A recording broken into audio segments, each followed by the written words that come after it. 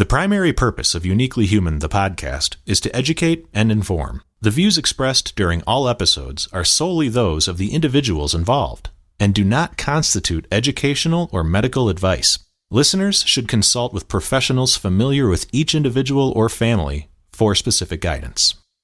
Uniquely Human, the podcast, is produced by Elevated Studio.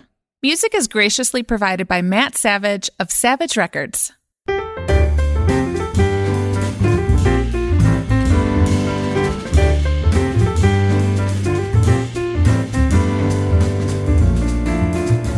Hi, I'm Dr. Barry Prezant, clinical scholar, researcher, and consultant on autism and neurodiversity, and a Brooklyn boy raised in the big city.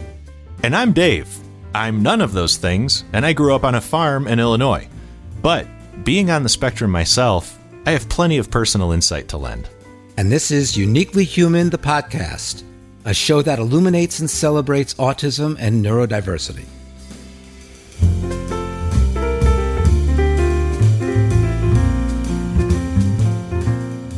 We are so pleased to have Dr. Devon Price back with us again and to share some information about all the important work he's been doing and the impact on the field, as well as a new work that's about to be published. So welcome back to Uniquely Human, the podcast, Devon.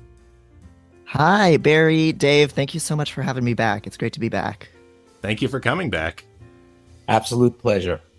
A little bit about you. So Devon Price, PhD, is a social psychologist, professor, and author of the acclaimed book Unmasking Autism. As a proud autistic person and transgender man, his writings reflect both his personal experiences and his published research, which have appeared in journals such as the Journal of Experimental Social Psychology, Personality and Social Psychology Bulletin, and the Journal of Positive Psychology. Devon's writings have appeared in outlets such as the Financial Times, Huffington Post, Slate, Business Insider, and on PBS and NPR.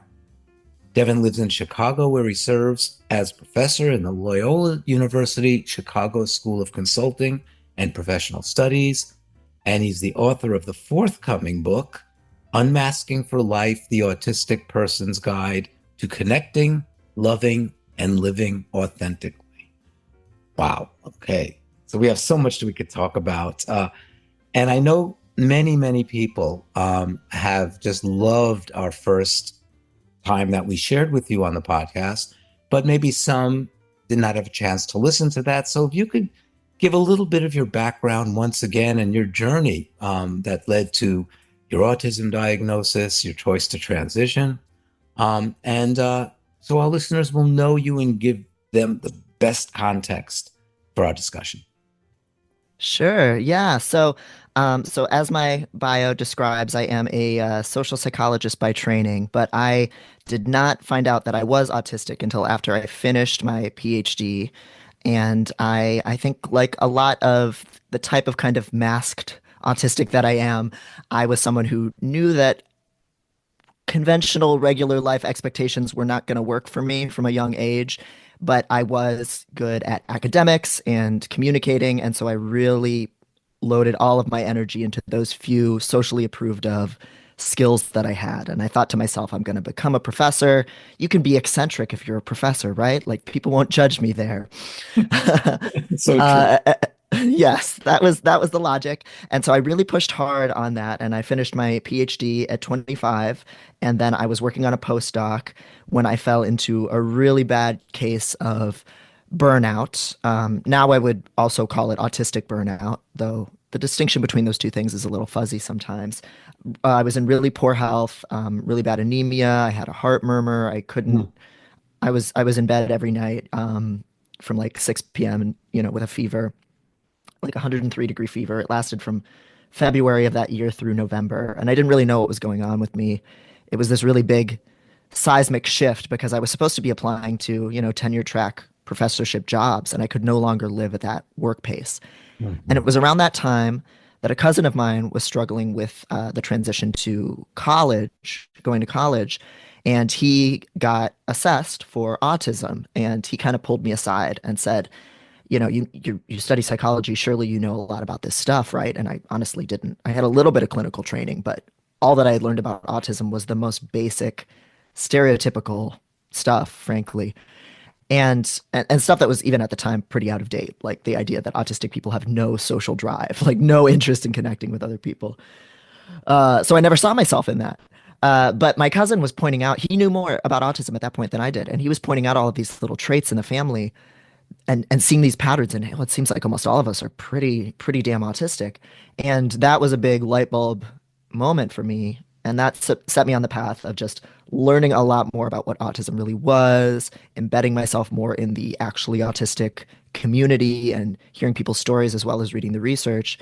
And it all fit. It all helped me understand myself. And so after a couple of years of really working on that, had kind of internalized an autistic identity and realized autism was very different from what I had been led to believe it was. Hmm. And this was in the mid 2010s. So some people were going through that realization, but we have a lot more people going through that flavor of that realization now, thanks to social media. And I all roads were pointing to I had been trying to fulfill this standard of life that was the neurotypical or the neuroconforming standard of life, professionalism, 60-hour work weeks, all of these things. And I knew I couldn't do it. And I was coming to terms with that and accepting that I was different from what society had expected me to be. And that coincided with accepting that I was transgender too, in a lot of ways, because I think once you start asking yourself whether you want to follow society's rules or be slotted into the boxes you've been slotted into, once you have the power to question that, you can question a whole lot of things. And a lot of it came down to I'm not comfortable dressing this way. I'm not comfortable in this office with these bright fluorescent lights. I get motion sick on the train. Like getting more comfortable physically meant becoming more autistic in a lot of ways. And it also meant confronting my, gender dysphoria, or that the role that I was in the world wasn't right. And so all of those changes kind of started taking place at around the same time in my late 20s into my 30s. And after many years of figuring that stuff out, and for a couple of other reasons, which I'm sure we'll get into, I really wanted there to be resources out there that weren't around at the time when I was figuring this stuff out. And that is what a lot of my writing about autism has tried to be, is what I would have liked to have been able to read about what autism really is and what accepting being disabled and accepting yourself really can look like. That just wasn't around at the time. Hmm. And so that led to Unmasking Autism, in terms of you wanting to share your experiences, and it's just almost 3 years ago that it was published, I believe. And it's been a bestseller, and full transparency here. Your previous podcast with us is right at the top of the numbers of downloads. I mean, it's just like through the roof. People just loved listening to what you shared. So, why do you feel, maybe this is an obvious question, but why do you feel your work has been in such demand and people have embraced it, and actually craved having that information? Yeah, I mean, I think it came at the right time for what a lot of people were going through. I was kind of finding out that I was autistic I'm just going to describe it personally, like the Tumblr era. I was on a lot of these like blogs, these micro blogs, where that's where a lot of that's where a Yep. lot of autistic people were talking about their experiences there. Yeah, and I watched some YouTube channels like Amethyst Shavers and things like that. But it was still this very anonymous kind of private internet thing, kind of like being on forums and things like that. Like autistic people have always kind of flocked to the internet to be kind of weird and introverted together. But that was what that looked like then. And so a lot of my writing reflected things that I figured out through that period and building community in those ways at first. But the book itself comes out years later when a lot of people are on TikTok and Instagram that are a little bit more approachable. A lot more people are on these platforms. And so a lot of people are just seeing autistic faces for the first time that they know are autistic and realizing, oh, hey, this is actually a lot like me or a lot like my family. So it came out at a time when a lot of people were figuring out that they were disabled. Awareness has been building and building. Stigma has been decreasing. The last 10 years for autistic people has just been, in my opinion, a huge stride. Um, and it's thanks to groundwork that's been laid by things like your book. This conversation has been changing and really gaining momentum. And the pandemic was a major catalyst for a lot of people. Mhm. It was a hard reset for a lot of people's lives. So they could throw away, oh, I'm not having to go into an office. I can actually, or into a workplace, I can actually think about who do I want to be versus the person that I present as.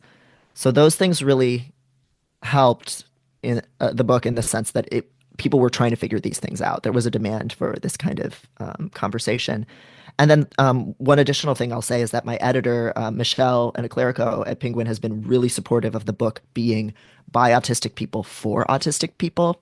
The Mhm. original proposal for the book was a lot more, oh, I'm explaining autism to you, the neurotypical masses, because I thought that's what I would have to do, you know?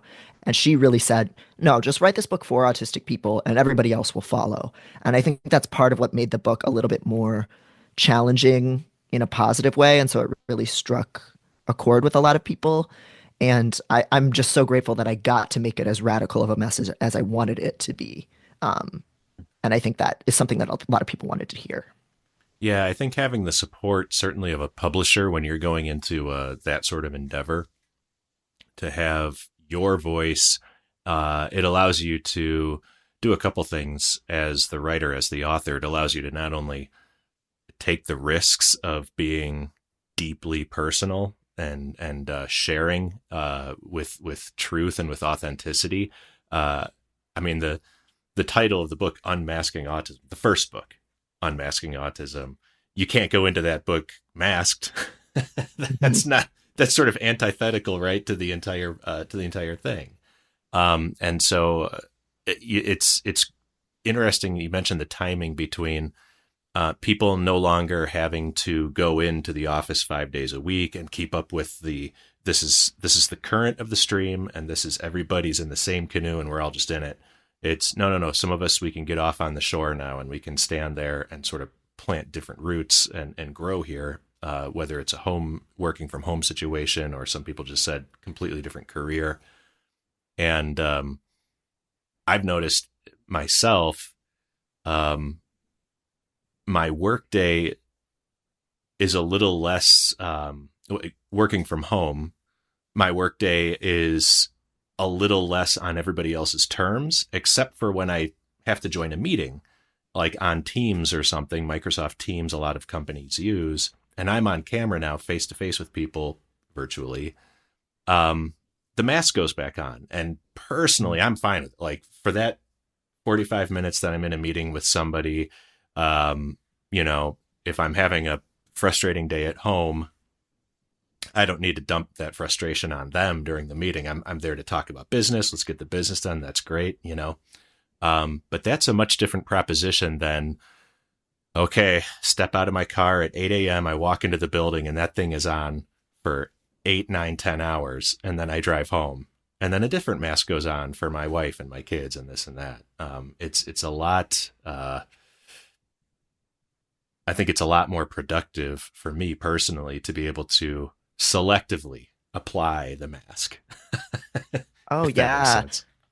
Absolutely. And there's so much of just like hiding in the bathroom that I used to do when I had to be in the office. That's just to just Yes. regulate the input, you know? It wasn't even I was having a bad day or anybody was especially like blaring their radio or something like that. It was just there's so much social activity and there's a lot less that I need to worry about when I can just have like a button-up shirt on and like gym shorts, you know, and like even like the masking is even just within the frame, you know, like I can Yes. be unmasked outside of the frame and fidgeting and wearing comfy clothes, and that really is a huge help.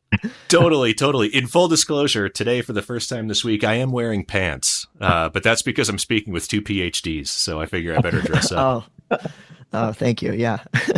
And as the neurotypical member of this three-person team right now, um, I I need to share that just reading your work and putting out what you're putting out really has led me to examine, both masking that's kind of required in the neurotypical world, as well as, I'm not going to get into the weeds on my background, but I had a little bit of a different childhood because I lost a parent when I was very young. And all of a sudden, I found myself as being, the only kid who did not have two parents. And it's like, whoa, what's going on here?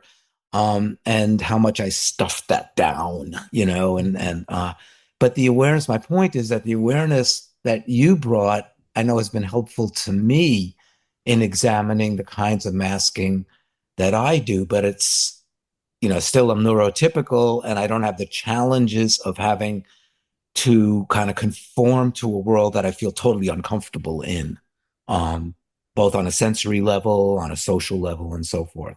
But I think probably the popularity and the importance of your work, I don't know if people have shared this with you, but probably really has an impact on neurotypicals in terms of masking in life. It's quite amazing. Uh, so in your new book, you identify five core skills for unmasking. And do you wish to kind of give a little bit of a teaser for our listeners who will then follow up and delve into these more deeply? Sure, yeah. So first of all, I just want to say everything you just said. I'm so glad to hear that it resonated because over time, the more I've been writing and thinking about this stuff, I've moved away from talking about autistics versus neurotypicals and more about the spectrum of neuroconformity that gets pushed on all of us. That we all, if you're depressed and you're forced to put a smile on your face at the cash register where you work, or you're not allowed to talk about certain experiences because they're so stigmatized. These are all pressures I think we all face. Conformity pressures really are a tool of sometimes great violence and sometimes just kind of everyday exhaustion, but they're tough for everyone to differing extents. So I'm really glad to hear that you can see, your own relevance to it, because that's my hope that we can all kind of think about how these forces can hurt all of us. But so in this book, Unmasking for Life, I was really looking at the next stage of unmasking for a lot of autistic people. The first book is all about kind of figuring out, okay, you're autistic.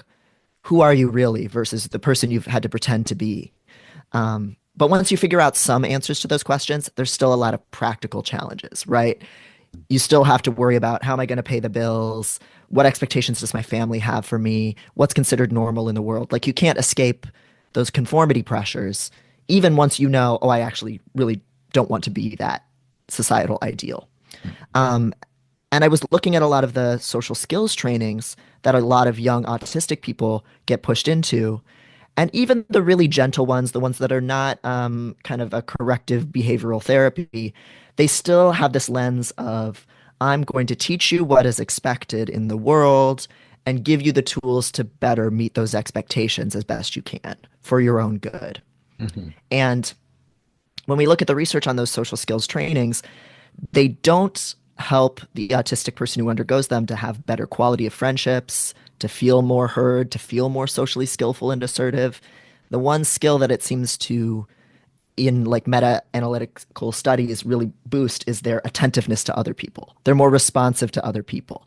So we're not really giving autistic people the social skills to think about themselves and advocate for what they need. We can sometimes get us better at placating other people, but that can be a very dangerous road for us. I And mean, so I that is the burnout too, by the way, because you can try to engineer that interaction or what the other person's perception of you is all day long. And you can invest, Mhm. and a lot of people do invest all their energy into that. And because you can't control someone else's perception of you, a lot of that work just goes out the window and you find yourself like, well, what am I doing here? Yeah, yeah, and you can lose touch with yourself completely if your goal is to never offend anyone, to never make a social misstep. I think a lot of us autistics, we've accidentally hurt people's feelings a bunch of times or screwed things up, and so we don't want to ever do that again. When actually, neurotypical people also do that all the time. It's okay to sometimes make a mistake or be rude or have a conflict. Uh, You can and reach the highest levels of political power if you choose to offend everybody around you. I mean, why not? You're right. Yes. Yeah. There's a lot of there's other factors at play here over just like not being rude. And so I wanted to really impart social skills for unmasking, social skills for being your more authentic self, and how do you navigate that in a world where people don't want to see that, or the world's not set up for that. And so I have these five kind of core skills that are the backbone of the book. There's exercises kind of throughout the book focused on helping us kind of develop these skills. And they are acceptance of change or unfamiliarity or loss, Mhm. often a really hard thing for us, engagement in engaging other people in conversation, engaging other people in conflict when there's a contrast between what they want or how they see the world and how you do. Productive conflict is a necessary and good thing. A lot of us are very conflict averse, and so learning to engage with others is a really important skill if we're going to remain true to ourselves. Transgression, so choosing which social rules you want to follow and which ones you don't. You Mhm. know, masking is all about conforming all the time, but there are norms in this world, kind of as you just alluded to, Dave, that are not the best norms, right? There are times when we decide to break rules and be the odd person out, and that's not a bad thing. Um, After transgression, there's the skill of tolerance, tolerating discomfort, tolerating being disliked, because sometimes when you stand in your truth or ask for what you need, people are not always going to respond well to that, but that doesn't mean that you did the wrong thing. Mhm. People can be mad at you, and that doesn't mean that you did the wrong thing. So learning to kind of tolerate that distress of, oh my God, I stood up for myself and they're mad at me, but I'm still going to do it. Mhm. Um, If I could and then the final, yeah, please. interject, sorry about that, very briefly. The one question that comes to me when I'm consulting, but I see all the time, is how often even autistic kids, younger kids, are apologizing, are saying sorry, I got it wrong, and not being comfortable with what you just stated, that it's okay for there to be some tension, for there to be some conflict, and I mean that's the nature of human interaction, and it just breaks my heart when I see a young man, young woman just constantly saying sorry, sorry, sorry, as if their self-perception is I'm just getting it wrong all the time, even though they know that there may be some conflict involved. Right. Yes. And sometimes that gets called how that manifests gets called, rejection sensitive dysphoria and things like that. You see it in ADHDers too. Mhm. And it comes from this very rational place of if you've been rejected all the time, it feels like you feel like you can't ever misstep, that you need to completely remold your whole self so that people don't disapprove of you. And so learning to tolerate discomfort is finding that way to discern and say, no, actually I don't want everybody to like me. There are some people who have awful worldviews or are cruel to people. I don't want to be friends with that person. It's okay. Like it scares me to have somebody dislike me. It reminds me of all these unsafe moments in my life, but I'm going to just check in and say, you know what? No, like they can be angry with me. I'm going to again stand firm in doing what I'm doing and remind myself that I am safe. So that is a really important skill. Uh, I and mean, the I will vouch. I'm sorry, Devin. I was just going to say I will No, go vouch ahead. for the sense of social safety feels in my brain at least feels almost the same as physical safety. Like being standing teetering on the edge of a bridge with a 1,000 foot drop also feels the same as, oh my gosh, I just offended the vice president of sales at this company. What am I going to do? It's a dread, panic. This has to end now feeling. The two feelings don't feel Yeah. dissimilar in my brain anyway, and I bet it's the same for a lot of people. Yeah, it's a fight or flight response. Social threat. We are a social species. Even us autistics, even those of us that like to kind of hide in a hole most of the time, we rely on other people. And so when people reject you, it feels like a life and death matter because for human survival, it historically has been. And so I know a lot of autistic people have to really use some kind of like somatic process, something to calm their body down Mhm. because it's not just you have these spiraling thoughts of this person's mad at me, that's bad enough, but also your body is very activated, and so part of that distress regulation and that building that tolerance for a lot of people is, okay, how do I calm my sympathetic nervous system down so I don't feel like I'm on the edge of a bridge? I'm just at a party and I don't know anyone. It's okay if I don't have anything to say for a few minutes. They're not gonna they're not gonna kill me for that, even though it really feels like it.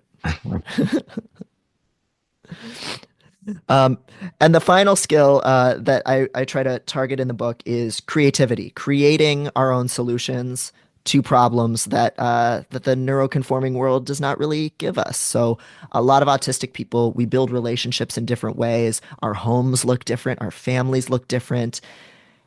the way that we survive, if we can't work a full-time job, it looks very different from the rule book that's been given to us. So really just empowering autistic people and everybody, frankly, to think creatively about, okay, what do I actually want my life to look like? And can I kind of combine resources, combine existing relationship models to kind of build a life that aligns with how I work rather than working against how I work.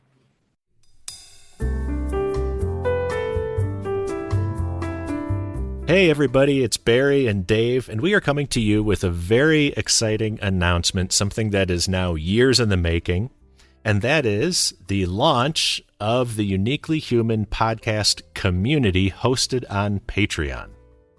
Barry, tell us a little bit about, the whole reason we're doing this is to expand on our mission of illuminating and celebrating neurodiversity and autism. And we really want to engage as many listeners as possible in meaningful conversation. So can you tell us a little bit more about the mission of this new community that we're launching on Patreon? Yes, David, it's all about community. And for those of you who have listened to our podcast, we talk about the importance of the strength and the support that comes through community. But it's not just about us and you. It is also about what we can offer to you.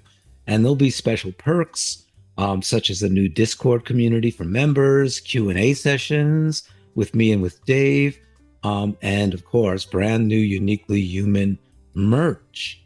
And Patreon members are going to get a little bit of an insider's look and contribute back to us by having meaningful conversations and helping us grow the podcast.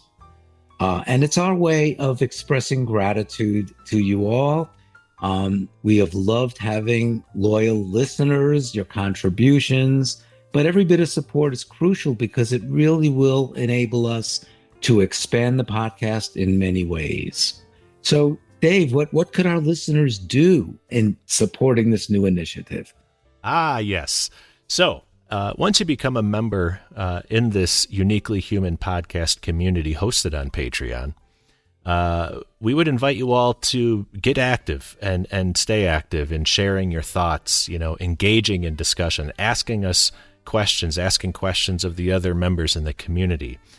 This will really help to shape not only our future content and the direction of the podcast, but it also really helps us, like we said, to expand on the podcast itself and the mission, which is to help to educate and inform and enlighten individuals, families, and professionals on topics related to neurodiversity and autism. This will be a really exciting thing for us. Great. And so if you wish to join us in this endeavor, you could find the Patreon link on uniquelyhuman.com, our podcast website, or on the notes for each episode where we give additional information and resources for you.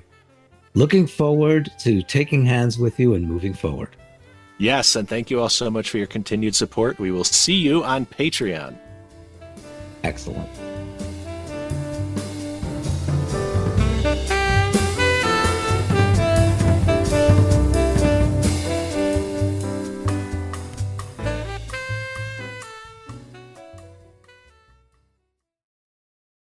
So, Devon, you organize so many of your discussions in the forthcoming book around different contexts of life, and you've already alluded to that in what we've spoken about up to now.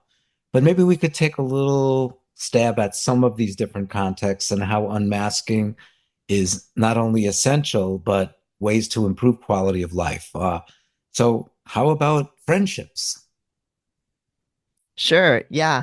So this book is really a culmination of all of the kinds of questions that I've gotten from autistic readers, family members, everybody over the last few years. And there's patterns in what our community struggles with the most. And one of them is forming really authentic friendships. Mm-hmm. So we can talk a little bit about what forming friendships looks like before you know you're disabled or when you're masking. I think for a lot of us, we experience friendship as either something that's just completely inscrutable and denied to us, or it's something that just happens to us. right? Like somebody at work starts talking to you. Yeah, I'm glad to have the laugh of recognition, Dave. Dave is falling off of his chair right now. I can so relate. Happens to friendship happening to us. That's awesome. Yeah, Please like continue. there's the person who just starts talking to you at work. They take a shine to you for whatever reason. And sometimes we become really reliant on these people, and these things can be beautiful. Like when you have that extroverted friend who decides to put you under their wing and introduce you to people, it can be beautiful. But it isn't necessarily, right? Because you're not exercising agency over who you're spending time with. It's just this person's around me, this person's taking an interest in me. Maybe this person's decided to make me their project. That's not Yeah. necessarily, yeah, you don't really have a sense of agency in that friendship. Again, I think there's this scarcity mentality a lot of us have because we've been rejected a lot. We don't necessarily know how to go up to someone and initiate a friendship. And Mhm. so we kind of take what we can get, which can sometimes lead to either situations that just aren't a good fit for us. Not even asking ourselves, do I actually really like this person? Or all the way up to situations where we're being really mistreated. And Mm. so one of the sets of exercises related to this that I have in the friendship chapter is just really asking yourself, do I actually like these people? Who's actually really important to me? Who who do I actually want to have in my life? Which friendships do I have that I actually really want to deepen? And that might be a very different set of people than the people that are asking you for favors all the time or calling you up all the time and telling you how you need to run your life. Um, and another, I think, really important step to a lot of this is moving past the point where friendships only happen to you, having the ability to initiate socially by saying, okay, here are the things I'm interested in. I'm going to, even though it's really scary, I'm going to go to this activist meeting. I'm going to go to this book club, whatever it might be, meet new people, see who I really admire, see who I think might really actually benefit my life and whose life I want to be a part of, and make decisions based on that instead of this person's mad at me, this person isn't mad at me, this person's talking to me. That's a very disempowering way to run one's social life. It's so fascinating, and it's causing me to rethink so many. Like as an adult, when you're a kid, your friend pool is who you go to school with, right? That's generally. And then when you're an adult, it's who do you work with? And if you work with a bunch of, boners, it's like, oh, geez, yeah, I got these clods. But I will say that multiple times in my adult life, fortunately, my wife, Kristen, who has been a window to the world of the neurotypical, has pointed out to me, like, Dave, that's not a good relationship. Like they are either taking advantage of you or they are mistreating you. And I would think, really? Oh, gee, I thought we were friends. So it's so fascinating to hear that I'm not the only person out there that doesn't get it. Yeah. No, it's incredibly common. And I've had those aha moments too, where I've been, talking to a therapist before about a problem with a friend who just nothing I did ever seemed to satisfy them. And I was trying to guess what they wanted. And my therapist was like, this person sounds kind of abusive or at least manipulative. And it should have been obvious. It feels so silly to take a step back and go, oh yeah, wait, no, this person never did anything but criticize me and make me feel bad. Why am I spending time with them? Why am I making decisions to placate them? One of the themes that I focused on in Uniquely Human was the issue of trust. And so now when we're talking about friendships, we really are talking about making those kind of ongoing decisions in a relationship as to whether this person is trustworthy or not trustworthy. What are their motives different from, what they're telling you their motives are? The old story of I just want to be your friend, and there really are all of these kind of ulterior motives that are never stated, and only get revealed over time, which could be very, very damaging. Barry was Right. very upfront with me. He said, Dave, I know your propensity to offer to pay for lunch, and so we need to be friends right away. And the very first thing he did was invite me out to lunch. It was the strangest thing. I was happy to pay. Yeah, there is a side of the autistic me that's very like when things are like very transactional, I'm like, okay, great, now I know exactly what's going on. Like, the I'm rest kidding. of this stuff is way too inscrutable. Inscrutable. That's the word of the day. I love that word. And by the way, I am fully joking because Barry, I feel like, has been a rare, totally tangential to this conversation, but Barry has been a very rare instance in my adult life where a relationship, a friendship has formed sort of organically over time and been allowed to breathe and been what it is. And it's been wonderful. So you do, you know, there are people you can trust and people that become a friendship. And like you said, though, it's sometimes great to have somebody kind of looking out for you saying, is that a great relationship? and asking you those types of questions so you can decide for yourself, and give yourself some agency, like you said earlier. Yeah. Yeah. Yeah, we have a reputation as a group, autistics, for being naive, or missing a lot of red flags. Some of that is because we go out of our way to give people the benefit of the doubt because we didn't get that. I don't think it's necessarily a bad quality, but it's a quality that gets taken advantage of. So there's a lot of, again, that self-advocacy work that a lot of us have to learn to do to kind of counterbalance. A lot of us are taking the other person's side all the time, unfortunately. Yeah. So why don't we move to one of the most complex forms of relationships and the intersectionality that happens in families, where people have different roles and different types of relationships with children, with brothers and sisters, with parents, with grandparents. So complex.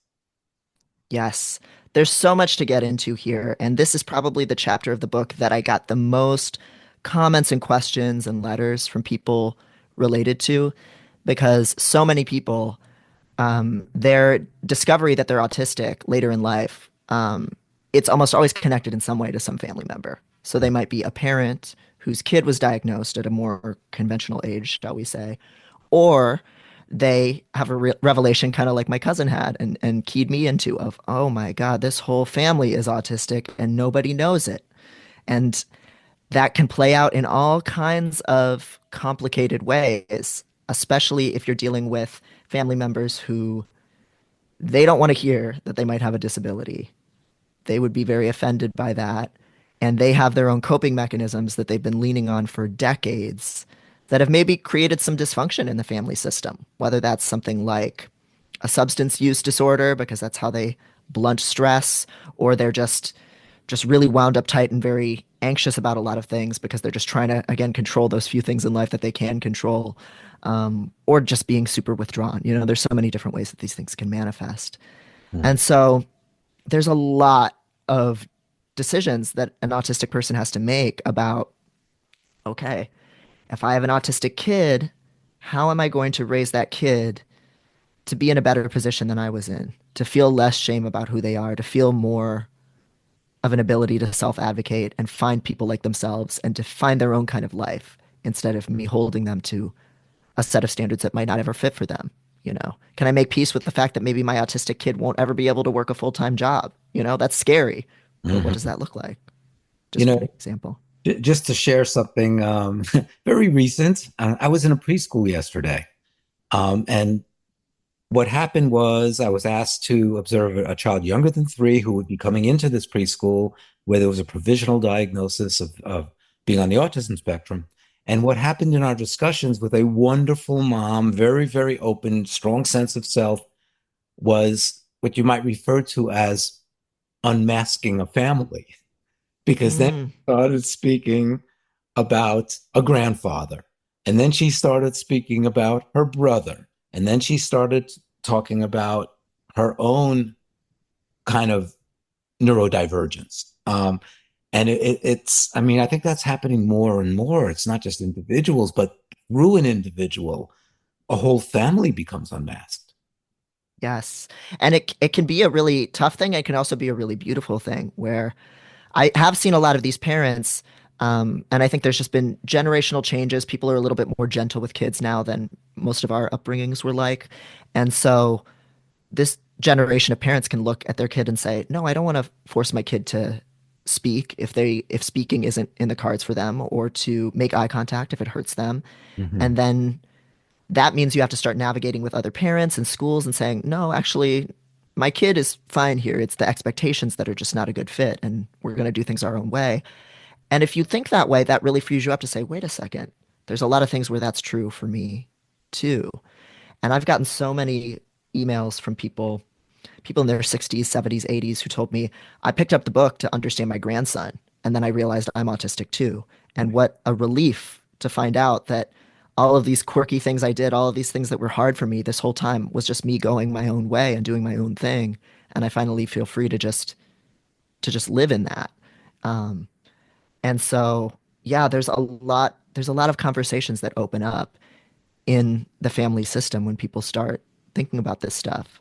Mhm. And and then there's a whole complicated navigation too of like, okay, do I tell my parent that I think they might be autistic, or do I just kind of give them some resources and let them decide what's going to be useful for them?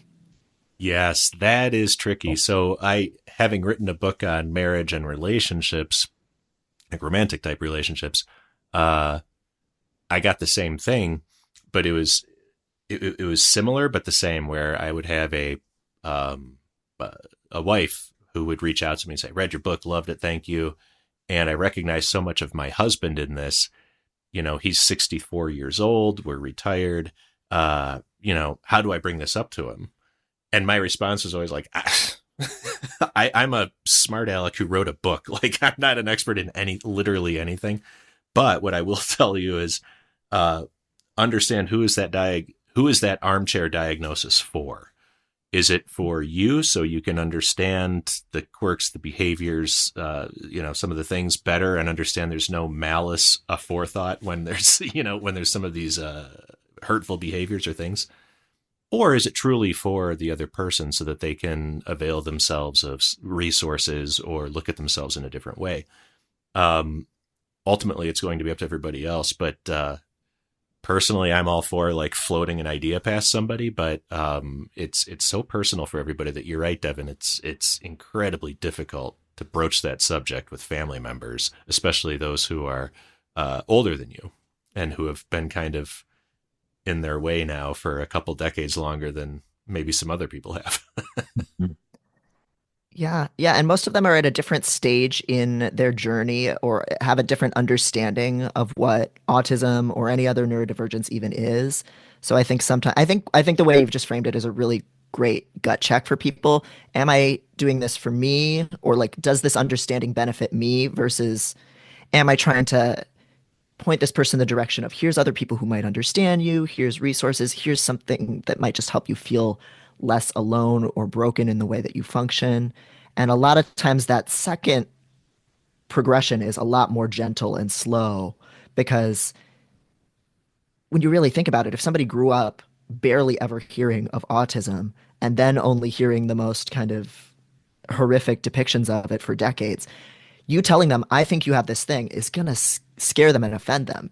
Autism Yes. means something very different to you than what it means to them. And so you have to really start slow with kind of helping them unlearn that first, if anything. Such a Sure.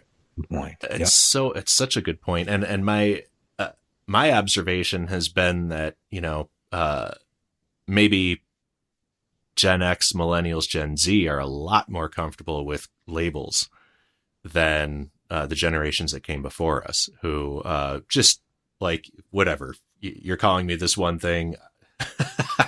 I know my name is Bob and this is who I am. Like, I don't need any more information about myself than that. Thank you very much. So it is tricky. Absolutely. So we've already touched upon work a little bit as another one of the contexts, but feel free to comment on that. But the love and sex context of impact of unmasking, if you want to discuss that a bit. Sure, yeah. So, there are a lot of overlaps between autistic people and various sexual and relational minority communities. We Mm. are much more likely to be queer, or at least out as queer, I would say, than non-autistic people. We're more likely to have kinks and fetishes. We're more likely to be polyamorous. We're also just more likely, both for economic reasons and just because we kind of see things differently, to just have living situations that are different, that don't fit the standard mold of this is a nuclear marriage and you're with this one person for decades and it's romantic and it's sexual and it's co-parenting. We might have a roommate that we're really deeply committed to or something like that. And it might be quasi-romantic, quasi-platonic, somewhere in between there. Just the way that we build interdependent networks of support and live look really different from what is the one singular script that people get in society, which is you're straight, you're going to have a family by, one of you is going to give birth to kids, you're going to get married, and that's going to encompass finances, sex, romance, everything. A lot of autistic people say, no, actually, I could take or leave some of these things, or I want a completely different configuration. And so that chapter is all about figuring out, okay, what do you actually want your relationships to look like? What do you actually find sexually exciting or desirable? Do you not want any of these things? And all of that's completely okay. Mhm. Yep, you're right. It's the rules. Like, I am a rule follower until a rule absolutely doesn't make sense to me, and then I just can't. I can't play along and get on board. So In the context of love and sex, you also have this incredible discomfort in neurotypical society about even discussing these issues openly. I mean, it just entered my mind that it used to be the same way with divorce, but now, with half the country experiencing divorce, it's comfortable to talk about that. Whereas yep, 30, 40 years ago, it was like, oh, you don't talk about if you were divorced, it's kind of a taboo thing. But now you have this social pressure of based upon neurotypical expectations and rules of what you talk about and what you can't. That makes it very, very uncomfortable to even have these discussions. Very true. And that's kind of where the skill of transgression kind of comes in here. That's how I kind of connected in the book that, yes, especially if you're dating as a straight person, where the rules tend to be the most clamped down, where discussion about this stuff is the most scary in that community, uh, it it takes kind of a certain degree of transgressiveness to say, no, actually, let's talk about what being in a relationship even means. What are we committing to here? Some polyamorous writers and thinkers talk about something called the relationship escalator. And the relationship escalator is this script basically for how a relationship is supposed to progress. And these are like the normal stages that, especially in kind of the straight world, people don't even talk about. It just happens, right? You go from you're talking to then you're dating to then you define the relationship. But if you try to define the relationship too soon, it might scare the person off. So you're dating, but you can't say that you're dating. And then eventually you move in together. And then the woman wants the man to propose. This is all what's expected, right? The woman wants the man to propose, but she can't say it. So then the man proposes, and then you get married, and then you have kids, and so on and so forth. And all of this might happen without ever having an honest conversation about, I don't want to do X, Y, or Z thing. yeah. Uh, it's very imprisoning. I do not envy straight people. It's tough. Nor do I. Because at least in the Thank queer you for world, your sympathy, guys. Sucks to be Barry. yes. No, but And you're so right. It's go ahead. imprisoning is a great word. It's somebody slips shackles, society, I guess, slips shackles on you, and then you're like, guess I'm wearing these, and nobody ever questions like, do I have a choice not to wear these? And or can I put them on when I want them? you know. So Right. Yeah, yeah. And so being able to talk about this stuff, and this again is something that the LGBTQ world, we just have to develop that skill a little bit more because we're already not what we were assumed to be. But a lot of autistic people also, whether we're queer or not, tend to be in that realm too, because we're just more likely to want something a little bit different. Whether that's, if you're asexual, maybe they want a close romantic relationship, but they don't want sex or they don't want physical contact, or maybe sex looks different for them. mhm. Being able to discuss those things, it's going to scare a lot of people off, even broaching the subject. But this again is maybe where distress tolerance also comes in. It's okay to scare somebody off who's the wrong fit. If you want to have a life that's on your own terms rather than a role that's been pre-written for you, then you have to be able to build that with people who can talk about these things and not take certain assumptions for granted. And so it's real next level self advocacy work to even realize, I think, what you actually want and to not be so ashamed of it, to not be able to speak about it. It's and, and courageous. and to not have regrets years later because you didn't confront those issues earlier. Yep, Absolutely. yep. Absolutely. Yeah. So I'm gonna ask you your feelings about something we could spend a whole other podcast talking about, and that's given the current U.S. government, people in leadership role. I was just thinking earlier today about, speaking with you, Devon, and then thinking about the assaults that are going on basic values in our society now, and just thinking that, oh my goodness, autism is being attacked by the current administration. The LGBTQ plus community is being attacked by the current administration. What are your greatest concerns, and how do you feel we need to move ahead to protect all that we have fought for so many years? It's a big question because there's the policy shifts and then there's the cultural shifts, and they're kind Mhm. of both equally scary in my mind. I know so many autistic people. Well, I'll start with kind of autistic concerns and then move on to queer things, even though they do, of course, intersect. I know so many people who are autistic families, they're reliant upon services, and they're so worried about cuts to education, cuts to Medicare, cuts to all kinds of social services that have really been a lifeline. Um, as I've already kind of alluded to, a lot of autistic people are unemployed. A lot of us are beneficiaries of government social welfare supports and reliant upon those things.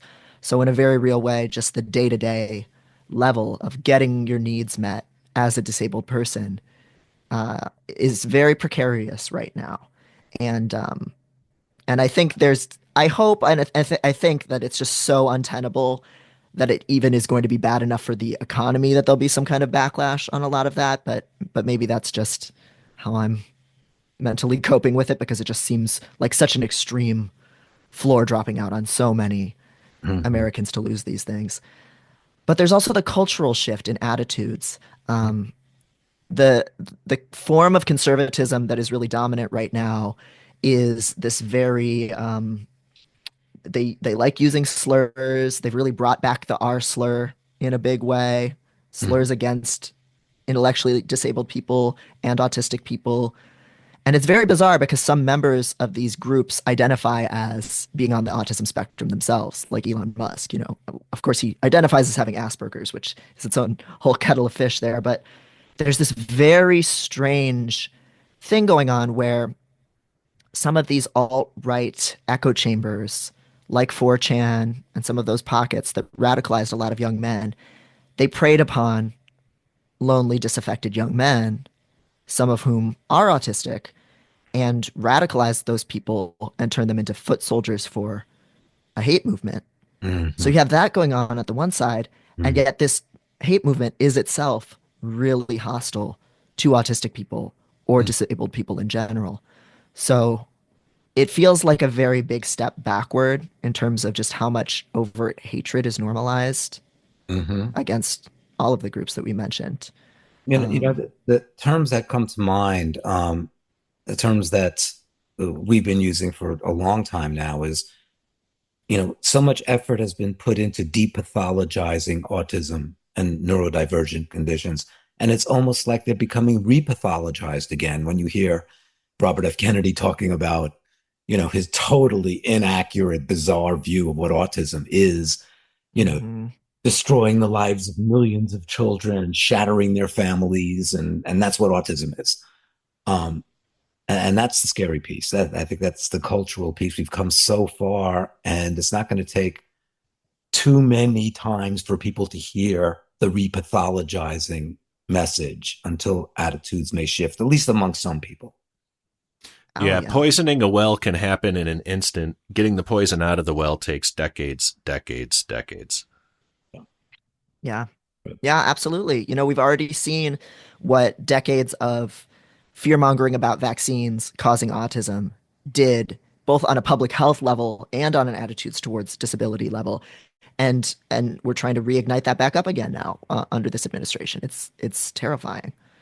Um, as for the queer rights piece, obviously there've been a lot of legal attacks on especially trans people, but on queer life in general throughout this country that have been percolating on the states level for the last couple of years, and now it's becoming a matter of of national policy, and these two things hold hands in some frightening ways. So in the UK, where there's been similar backlashes, there's a lot of fear mongering about autistic people having the right to gender transition and restrictions on the rights of autistic people to transition. And that's been part of the rhetoric here as well, stateside. And I think I would not be surprised to see some steps in the policy direction to somehow further restrict access to gender affirming care based on one's mental health or disability status. They've Mhm. already started restricting puberty blockers for minors, access to surgery for young people. They talk about trying to cut it off at age 25, even, so expanding the cutoffs there, and who's kind of considered a full legal adult and who has body autonomy and who doesn't. And I would not be surprised to see that kind of bleed into, can an autistic person transition? Is it going to impact discrimination in immigration against autistic people? All of these things. Um, the way that a lot of people in my community have been coping with a lot of this is doing what we can to build independent networks of care, you know. Mhm. And some of this is stuff it feels risky to talk about out in the open now, but a lot of us are making decisions about, okay, how am I going to be sure that people in my community have access to the hormones they need if that suddenly becomes illegal? Mhm. And we are working on that in various different ways. And we've been here before during the AIDS crisis. We've had to do a lot of really tough collective advocacy and building kind of underground networks of care and keeping people safe and sheltered from government oppression. The Those are scary things to have to think about, but I think it's good to be prepared and to know that those options are on the table. That sometimes you have to work outside of the system and underneath the watchful eye of the system in order to keep your people safe. And so that's certainly what a lot of us are starting to do or have been kind of preparing to do for the last couple of years. Mhm. Yeah, if the government isn't the solution, if regulation policy isn't the solution, then the people have to be the solution. And maybe policy and government goes back decades and unwinds a lot of progress, but the people have the power to be there for each other. And especially, in your profession, psychological care, just having access to mental health care. I mean, we have to we have to keep our wits about us, right? And it's hard to do that, especially when all of us. Geez, if I just want to text my mom hello, I open my phone and it's like, Apple News, another plane crash. And by the way, like, we're slashing all your jobs. Go F yourself. It's like, I just wanted to text my Mhm. mom and now I'm depressed again. It's being able to, for individuals, families, friend groups, peer groups, to be able to have their safe people is vitally important when the government isn't going to be looking out for you. It's Yeah. And I that's have to stop myself here before I get all three of us canceled. and I don't want to be overly simplistic, but the best way to fight the feeling of hopelessness is through action and community. And that's exactly what you're talking about, Devin, that people are saying, okay, it's now up to us to really move forward and just hope that things, I say this to myself, and it's kind of a strange message to myself, maybe things will get so totally outrageous that it's important to have a turnaround in the next 2 years in Congress and then Mhm. eventually a turnaround down the line, even though so much of the damage will be long lasting. But all righty, well, we've covered so much ground here. It's been amazing, as Dave and I thought it would be. Uh, any parting thoughts uh, for our listeners who have already learned so much from you, Devin?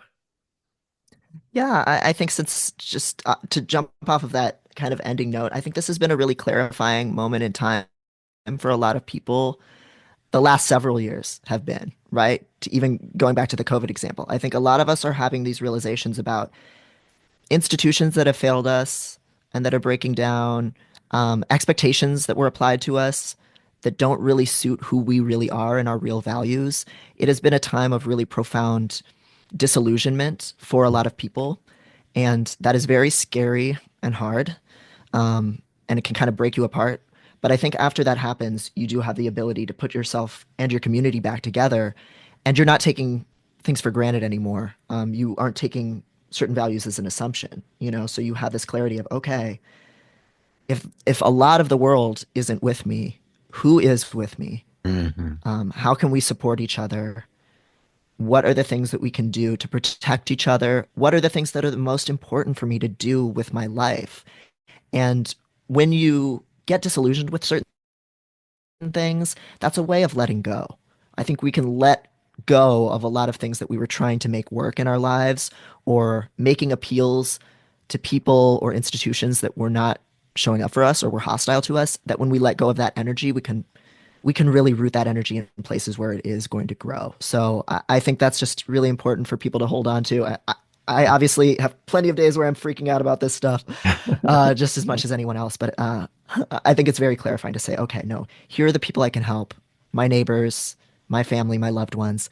Here are the things that I need to be able to keep going. And we can just interweave that interdependence into each other. And we're going to make it through this, because it was us as autistic people, as queer people, and so on, who made all of that progress happen. And we can do that again. We are still doing that. We are still the living legacy of that, as hard as it is. Such an important message. So thank you so much, Devon, and best of luck with your new book. And speaking of this, by the way, as a person on the spectrum and an engineer, and probably a guy for all I know, I love a framework, and the new book gives us a framework for when we say unmasking autism, like what are the benefits? I can read this practical application, daily stuff. Very important. So everybody get that book. And if you don't, I'll bare knuckle fight you in a parking lot somewhere. You can put that on the jacket of the book. Dave Finch. Read this book or else. He will find you. Alrighty. Take care, and best of luck in the future days to you. Yes. Thank you so much to you both. This was great. Thank you, Devon.